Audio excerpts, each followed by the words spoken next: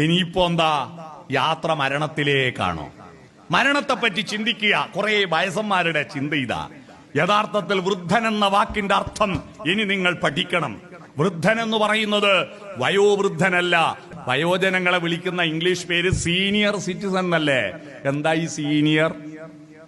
Scene എന്ന് പറഞ്ഞാൽ കാഴ്ചയാണ്. സീനിയർ എന്ന് പറഞ്ഞാൽ കാഴ്ച കൂടുതൽ കണ്ടവനാണ്. സീനിയർ സിറ്റിസൺ എന്ന് പറഞ്ഞാൽ ഒരുപാട് കണ്ടവർ, ഒരുപാട് അനുഭവിച്ചവരാണ്. ഈ അനുഭവത്തിന്റെ പക്വത ഉപയോഗിച്ചുകൊണ്ട് നിങ്ങളുടെ ഭാവി ജീവിതത്തെ സർഗാത്മകമാക്കണം. ഇനിയുള്ള സായാന്തനത്തിലുള്ള സൂര്യന് സായന്തനമാണ് സുന്ദരം, അല്ലേ? ആ ഒരു ചുവപ്പുണ്ട്, ആ ഒരു ആർദ്രതയുണ്ട്. അതുകൊണ്ട് ഇനിയുള്ള കാലം എത്ര വയസ്സുവരെ ജീവിക്കട്ടെ, ഇനിയുള്ള കാലം രസകരമാക്കുക. അല്ലാതെ ഇനി എന്തെല്ലാം പോക്കാപ്പാ, എന്ത് സുഖം, എന്താ എങ്ങനെയുണ്ട് ആരോഗ്യം, എന്ത് സൂക്കേട്, എന്ത് ആരോഗ്യം, എപ്പം നോക്കിയാലും പനി ചീനി, ഇങ്ങനെ സ്ഥിരം സൂക്കേട് പറയുന്നവരെ ഒരിക്കലും സൂക്കേട് വിട്ടുപോവില്ല. രോഗത്തെ നിങ്ങൾ പരിഗണിക്കും പോലെ ആ രോഗം നമ്മളെ കൂടെ നടക്കുക. രോഗം മനസ്സിനാണ്. ആ മനസ്സ് സന്തോഷപ്രദമാക്കുക, ആർദ്രമാക്കുക. എങ്ങനെ മനസ്സ് സന്തോഷപ്രദമാക്കും? അതിനുള്ള മാർഗങ്ങൾ എന്താ? അതിന് എത്രയെത്ര മാർഗങ്ങൾ നമ്മുടെ മുമ്പിലുണ്ട്. ഒന്ന് പ്രധാനം നിങ്ങളുടെ സമ്പത്താണ്, അല്ലേ? പൈസ ഉണ്ടോ സന്തോഷമുണ്ട്. പക്ഷെ പൈസ ഉണ്ടായിട്ട് സന്തോഷം ഉണ്ടാവില്ല. ആ പണം എങ്ങനെ ഉപയോഗിക്കുന്നു എന്നുള്ളതാ. ഞാൻ ഈ പെൻഷൻകാരോടെല്ലാം സമ്മേളനത്തിൽ പറയാറുണ്ട്, നിങ്ങളെ പെൻഷന്റെ പൈസ ഉണ്ടല്ലോ, മര്യാദയ്ക്ക് ഒരു കുപ്പായ ഇടൂല.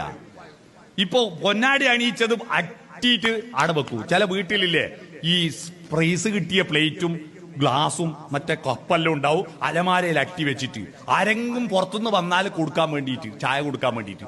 എന്നിട്ട് നമ്മൾ വീട്ടിൽ ആരാന്റെ വൃത്തികെട്ട പഴയ കുപ്പി പിന്നെ സ്റ്റീലിന്റെ ഗ്ലാസ് ചായ കുടിക്കും. ആരും വരാനില്ല. നിങ്ങളുടെ വീട്ടിലെ VIP നിങ്ങളാ. അവിടത്തെ ഏറ്റവും നല്ല പാത്രങ്ങളിൽ ഭക്ഷണം കഴിക്കുക, ഏറ്റവും നല്ല വസ്ത്രങ്ങൾ. വീട്ടിലിരുന്നാലും വേടിയും പോകുന്നുണ്ടെങ്കിൽ മാത്രം ഇടേണ്ടതാണോ നല്ല ഡ്രസ്സ്? വീട്ടിലിരിക്കുമ്പോ പിന്നെ വീട്ടിൽ നിന്ന് എന്താ നല്ല ഇട്ടാല്? ഇങ്ങനെ നമ്മളെ വീട്ടിൽ നിന്ന് വസ്ത്രം ധരിക്കുന്നത് മറ്റുള്ളവരെ കാട്ടാനല്ല. നിങ്ങളുടെ വീട് വൃത്തിയാക്കുന്നത് നാട്ടുകാരെ കാണിക്കാനല്ല, എന്റെ സംതൃപ്തിക്കാൻ.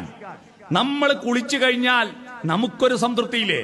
നമ്മൾ നല്ല വസ്ത്രം ധരിച്ചാൽ നമുക്കൊരു സംതൃപ്തിയില്ലേ? അതുകൊണ്ട് നല്ലതെല്ലാം എടുത്തണിയുക. പണം ഉപയോഗിച്ചിട്ട് ഫലപ്രദമായി നിങ്ങൾ എന്റെ അടുത്ത തലമുറക്ക് കൊടുക്കാൻ വേണ്ടി സൂക്ഷിച്ച് വെക്കും. മര്യാദക്കൊന്നും തിന്നാണ്ട്, മര്യാദക്കൊന്നും ചെലവാക്കാണ്ട് സൂക്ഷിച്ച് വെക്കും. എന്നിട്ടോ നിങ്ങൾ 5 ലക്ഷം ഉറുപ്പിയുണ്ട് എന്റെ അക്കൗണ്ടിൽ എന്നല്ല പറഞ്ഞാൽ പിള്ളേർക്ക് മൂക്കിൽ വലിക്കാനില്ല. അത് നാട്ടിലൊരു ചൊല്ലില്ലേ, ഉറുമ്പ് അരിച്ചു കൊണ്ടുവച്ചത് കാക്കൊരു കോരലിനെ ഉള്ളൂന്ന്. പിള്ളേർക്ക് ഇതൊന്നും വലിയ പൈസയല്ല. അതുകൊണ്ട് അവർക്ക് വേണ്ടിയിട്ട് നിങ്ങൾ നശിപ്പിക്കണമെന്ന് ഞാൻ പറയുന്നില്ല. ചെലവാക്കാതെ വെച്ചിട്ട് വെറുതെ ജന്മം നശിപ്പിക്കല്ല. അടുത്ത ജന്മത്തിൽ സുഖമായിട്ട് അയക്കൂറിയും ആഗോലിയും കൂട്ടി ചോറ് തിന്നാ അടുത്ത ജന്മം ഉണ്ടെന്ന് ഉറപ്പുണ്ടായിരിക്കും. ഇതുവരെ ഒരു പള്ളിയിൽ അച്ഛനും ഉസ്താദും സ്വാമിയും മരിച്ചിട്ട് ആടെ പോയിട്ട് ഈടെ ഇങ്ങനെയാന്ന് വാട്സപ്പിൽ അയച്ചു തന്നെ. നമുക്ക് മരിച്ചു കഴിഞ്ഞാൽ എന്താന്ന് ഇതുവരെ ഒരാൾക്ക് ഒരു പിടിയുമില്ല. വീടെന്ന് ഊഹം വെച്ചടിച്ചു വിടുന്ന. ആകാശത്ത് എത്ര നക്ഷത്രം ഉണ്ടെന്ന് അറിയാം നിങ്ങൾക്ക്? 48,37,23,412 നക്ഷത്രമുണ്ട്. കൃത്യം എല്ലാം ഗണ്ണിക്കോ, ആർക്ക് എണ്ണാൻ പറ്റൂ? അതുകൊണ്ട് എന്തും പറയാലോ.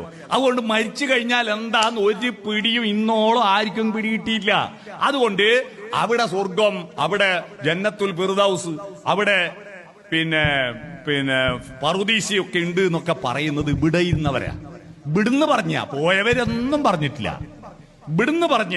അതുകൊണ്ട് നമുക്ക് കിട്ടിയിരിക്കുന്ന ഈ ജന്മം ഇതുവരെ നമ്മൾ ഒരുപാട് അനുഭവിച്ചു, കഷ്ടപ്പെട്ടു. നമ്മുടെ ഒരു ഭാഗ്യം നിങ്ങൾ നോക്കുക. നമ്മൾ ഒരിക്കലും നമ്മുടെ ജീവിതത്തെ ശപിക്കണ്ട. നമ്മൾ മഹാഭാഗ്യവാന്മാരാ. നമുക്ക് പഴയ പട്ടിണിയും ദാരിദ്ര്യമൊക്കെ ഉണ്ടായിരുന്നെങ്കിലും ഗ്രാമീണതയുടെ ആ തോട്ടില് തോർത്തിട്ട് മീൻ പിടിച്ച് പരൽമീന് പിടിച്ച ആ അനുഭവം നമുക്കില്ലേ? അതും ആസ്വദിക്കാൻ പറ്റി. ആധുനിക ടെക്നോളജിയുടെ സുഖങ്ങളും ആസ്വദിക്കാൻ പറ്റി. ബിരിയാണി തിന്നാൻ പറ്റി, നല്ല ഫോൺ ഉപയോഗിക്കാൻ പറ്റി, നമുക്ക് നല്ല നല്ല സുഖ AC റൂമിൽ കിടക്കാൻ പറ്റി, നല്ല നല്ല വാഹനങ്ങൾ കാണാൻ പറ്റി. നമ്മൾ രണ്ടും അനുഭവിച്ചവരാ.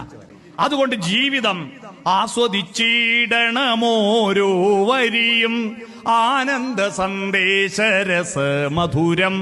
എന്തുകൊണ്ടാ? ഇന്നോ നാളെയോ വിളക്കു കേടും, പിന്നെയോ ശൂന്യമാം അന്ധകാരം, കാവ്യപുസ്തകമല്ലോ ജീവിതം.